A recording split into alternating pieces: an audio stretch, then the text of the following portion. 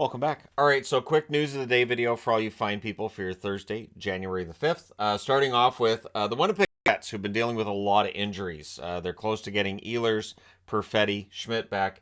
Add Wheeler to the list. Blake Wheeler seen in a regular jersey at practice. This is all good news, of course. It means he's not in a non-contact jersey, and he's one step closer to making his return. So we'll see for the Winnipeg Jets when they get guys back, and whether or not they can make up the difference between where they're at and the Dallas Stars. Dallas leading the division, but Dallas losing back-to-back games in California definitely opens the door for a Minnesota or Winnipeg-based team to end up passing them, or at least catching them. And of course, Colorado's still lingering out there, and I know Colorado's dealt with a lot of injuries themselves, but I do expect Colorado to end up in this mix once we get into the second half of the season. At least that's the expectation. But currently, of course, Colorado below the playoff line, surprisingly. So Capitals are trying to make history, at least team history tonight. They have won 6 straight games on the road. Tonight they're in Columbus. So they have a very good chance of setting a new team record with 7 straight road wins. And that's absolutely fantastic for a team that started the season, had a lot of mediocrity along the way. They've been very, very good since, 1st of December? Been very good since then. They will be without Nick Dowd tonight. He is with his wife, who just had a baby. So, yeah, for Dowd, kudos to him, his wife. Many congratulations. And, we'll see whether or not the Capitals rally and go out and win one for Nick when he's not there. Interesting game tonight between Washington and Columbus. Of course, it's the first of 4 meetings. Maybe we'll see some anger between these teams, too, before it's all said and done. Not necessarily tonight, but we'll see if anything happens tonight that carries over into the next one. Boston news. This isn't great news for the Bruins, but the Bruins have been... it's interesting. To start the season, of course, they were without Marchand, they were without McAvoy, they were without Grzelcyk. There was some debate about other players being injured and what might happen. But the Bruins have gotten through it. So Jake DeBrusk being hurt right now, as much as that sucks because he'd been playing very well recently, I think they'll be okay. He's placed on LTIR. He's expected to be out 4 weeks. This being labeled as hand and lower body injuries. I had seen something about a broken fibula. I cannot find that now, which tells me that either it may have been incorrect information or it may have been too insider baseball, and we're not supposed to know. We're not supposed to know the nature of the injuries, right? So when that comes out, and hey, I hear he got a broken hand. Sometimes it's right, sometimes it's wrong, but sometimes it's just you're not supposed to talk about that. So hopefully for DeBrusk, he's back sooner than 4 weeks. But, I mean, LTIR has a certain requirement for how long you're going to be out, right? So hopefully he's back as soon as that 4 weeks is done. Until then, Boston's going to have to rely on other guys. They've been next man up all year.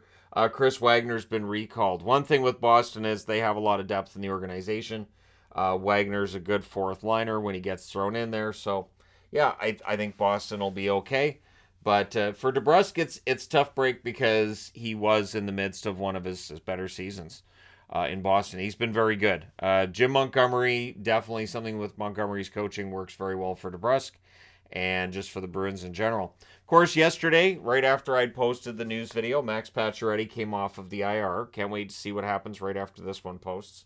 But I didn't do a video specifically on Pacioretty coming off of IR for Carolina because, again, I don't do just the specific videos on, hey, this guy's back. Well, thanks for watching, and then that's it.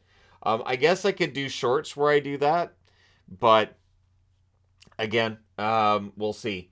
I've started doing shorts because they've changed some of the policies around shorts, and I know that there was no way to generate revenue when you were in Canada. There was no way to generate revenue under all these other circumstances, and so since they're changing them, I'm like, all right, I'll give it a shot. And the first one went really well, so I just figure, all right, well, we'll just keep that in our hip pocket for now. Also for Montreal tonight, Brendan Gallagher is out. It's a lower body injury. It doesn't sound like it's anything major. And if Chicago's not on the board, but for Patrick Kane, he's taking another maintenance day today.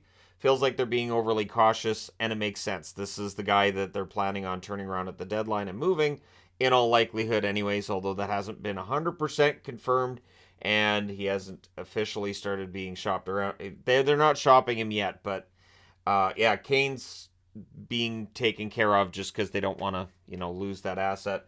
and because it's Patrick Kane, right? So, for people following the World Juniors, last night the U.S. came out and they were spanking Canada that first, 8-9 minutes? And then all of a sudden, Canada woke up and said, we're not handling that, we're not doing this anymore. And they ended up winning that game 6-2. So, in the end, it was a very good game. But Canada was the better team. And again, Bedard, just absolutely remarkable run for Bedard.